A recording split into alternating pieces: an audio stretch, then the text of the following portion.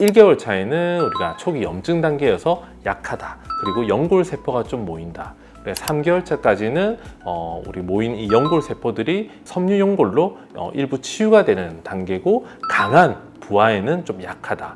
6개월 차가 지나면 이제 초자 연골과 같은 성분으로 변하여서 강한 자극에도 잘 견딜 수 있는 관절 연골로 재생이 된다. 이렇게 이해하시면 도움이 될 것 같습니다.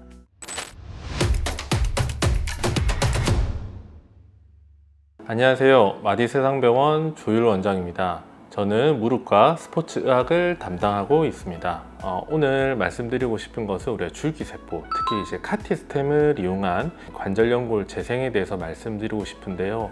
실제로 이게 어떻게 진행되는지, 우리가 1년 지나면 어떻게 보이는지, 그리고 재생되는 과정은 실제로 무릎 안에서 어떻게 일어나는지, 이런 것도 사실 많이 궁금해 하시고 질문을 많이 하십니다. 그래서 오늘 실제 우리가 사례를 통해서 제가 여러분들에게 이러한 정보를 좀 공유 드리고자 합니다. 관절연골이 손상되거나 이제 퇴행성 관절염이 있을 때 인공관절을 하는 것은 이제 도저히 다른 방법이 없을 때 하는 방법이고, 그 전에 저희가 이제 줄기세포 수술을 통해서 관절연골을 회복시킬 수 있습니다. 이때 우리가 핵심은 이제 관절연골의 성분인 초자연골로 다시 연골을 재생시키는 것이 중요한데, 이때 가장 검증된 방법이 카티스템을 이용한 줄기세포 이식 수술 이라고 우리가 볼 수 있습니다.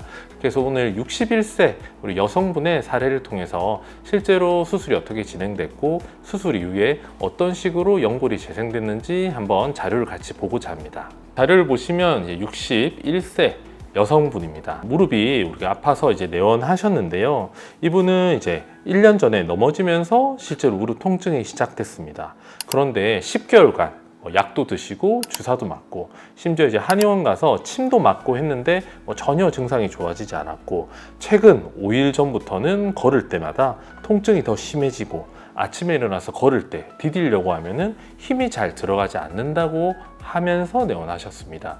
그래서 저희가 이제 MRI를 찍어봤더니 무릎 안쪽에 있는 내측 대퇴가에 우리가 6.5 곱하기 10mm, 크진 않지만 작은 동전 크기만한 관절연골 결손이 관찰되었습니다.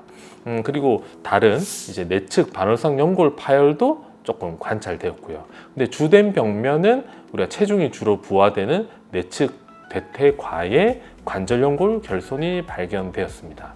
그래서 이분께서 이미 1년 정도 우리가 시간이 경과하였기 때문에 이 무릎의 통증의 두 가지 이유인, 하나는 내측의 대퇴가에 있는 관절연골 결손은 이제 줄기세포인 우리가 카티스템을 이식하기로 했고, 연골 파열은 우리가 다듬어주는 수술을 동시에 하기로 했습니다. 이분의 이제 내시경 사진입니다.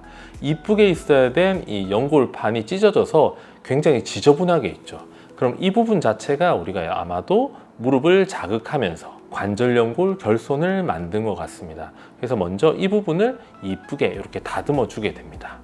이렇게 이쁘게. 그러면은 더 이상 반월상 연골판에 파열이 쉽게 진행되지는 않습니다. 그래서 먼저 우리가 쉬운 수술인 연골판 절제술을 하고요. 그 다음에 이렇게 1cm 넘게, 그리고 6.5mm 이런 이제 결손이 발견되는 거죠. 이 부분이 체중이 딱 실려야 되는데, 이 움푹 패인 부분에 체중이 실릴 때 환자분 무릎에 힘이 들어가지 않고 뭔가 이상한 느낌이 드는 거죠. 그래서 우리가 관절연골 결손이라 부르고, 이 푹 들어간 부분에 우리가 분홍색으로 보이는 부분이 이제 뼈가 노출된 부분이고요. 그럼 실제로 여기서 바로 우리가 뭔가 이제 재생을 하는 게 아니고, 이 주변에 보면 이렇게 들떠 있는 것처럼 불안정한 관절연골이 많이 있습니다. 그래서 이 부분을 이렇게 정리를 해주게 됩니다.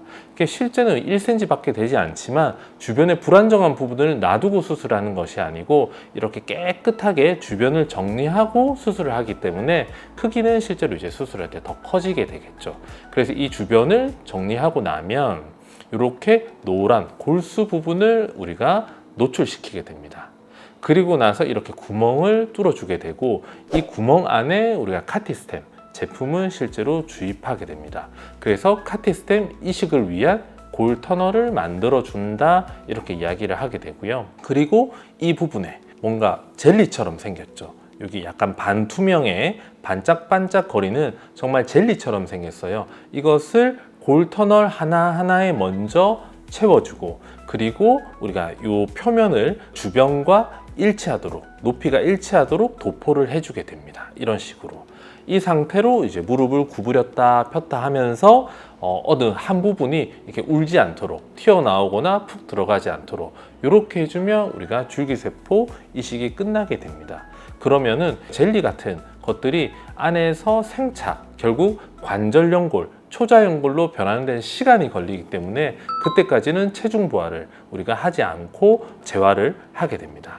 그래서 수술하고 우리가 다시 MRI를 찍어보면 이렇게 구멍이 뚫려 있고, 이 부분에 이 회색깔의 줄기세포인 카티스템이 이식이 돼 있습니다. 그런데 이것은 우리가 이식만 해놓은 거기 때문에 이 상태로 바로 걸을 수는 없습니다. 그래서 이분은 이제 재활 과정을 잘 마쳤고요. 3개월 이후에 6주 이상 목발을 쓰기 때문에 근력이 약해지면서 뼈도 약해지니까 주변이 이렇게 좀 시커멓게 됩니다.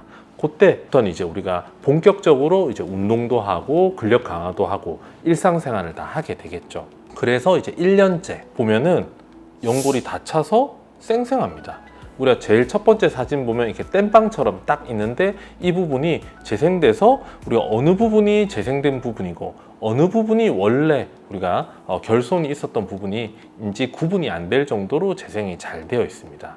그래서 처음에 이렇게 땜빵이 있었고 수술을 하고 바로 찍은 거, 그리고 1년 이후에, 그래서 1년 이후에 보면 뼈에 구멍 뚫었던 부분도 다 치유가 되면서 충분하게 관절연골이 회복된 결과를 이렇게 볼 수 있습니다. 그래서 우리가 이제 재활에 대해서 우리가 뭐 단순히 뭐 6주를 쉬세요, 3개월을 쉬세요 이렇게 얘기하지는 않고요. 단계에 따른 그 연골 재생 순서가 있습니다. 그래서 이 줄기세포 이식이 되어서 우리가 관절연골이 재생이 되는 것은 우리 1개월 차, 3개월 차, 그리고 6개월 차 이렇게 나눠 볼 수 있습니다. 우리 1개월 차는 이제 초기 안정 시기가 되고요. 우리가 구멍을 뚫고 줄기세포 이식을 했지만 처음에 막 염증 반응이 처음에 일어나게 되고요.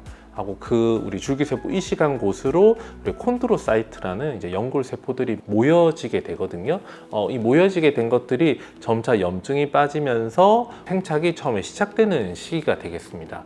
이때는 우리가 뭐 아주 단단한 연골은 아니기 때문에 아무리 우리가 이식을 잘 했다 하더라도 강하게 디디게 되면은 다 날아가 버리게 됩니다. 그래서 초기에는 약하기 때문에 우리가 목발을 꼭 사용하게 되고 최소 6주는 목발을 사용하게 합니다. 근데 이때 우리가 디디지 않게 되기 때문에 뼈가 약해지고 근육량이 빠지는 단점이 있어요. 그래서 이때는 근육이 빠지지 않도록 물론 체중은 디디지 않지만 우리가 대퇴, 사두근 운동 등을 매우 강조하게 됩니다.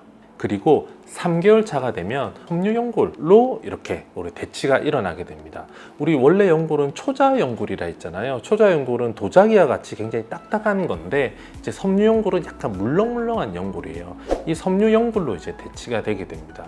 그래서 섬유연골로 대치가 되면 일상생활에는 크게 어렵지가 않는데 뭐 강한 운동이나 심한 우리가 이제 활동이나 부하를 받게 되면 그것 또한 변성이 생기거나 뭔가 우글우글하게 재생이 될 수 있습니다. 그래서 우리가 3개월이 지났을 때 뭐 일상생활 가능하고 가벼운 운동은 하게 되지만 강한 운동, 축구라든지 뭐 점프라든지 무리한 것들은 하지 않게 하고요. 그리고 1개월 차까지 초기 안정을 지났기 때문에 이제는 일상생활을 좀 편하게 하는 그 단계로 이제 염증이 가라앉았다 이렇게 설명을 하지, 아까 영상 보여드린 것처럼 3개월 차에는 뼈에 아직 그 수술 흔적들이 남아있고 이렇기 때문에 무리한 활동보다는 일상생활 그리고 염증이 줄어들어서 좀 편하게 쓰는 시기에 해당한다. 하지만 그때는 아직 관절연골 재생이 다 되지는 않은 초기 단계다 라고 보실 수 있습니다. 그리고 6개월 차가 되면 안정화와 성숙 단계에 이르게 됩니다. 이때는 우리가 처음에 섬유연골과 같았던 이 연골이 초자연골처럼 딱딱해지게 됩니다.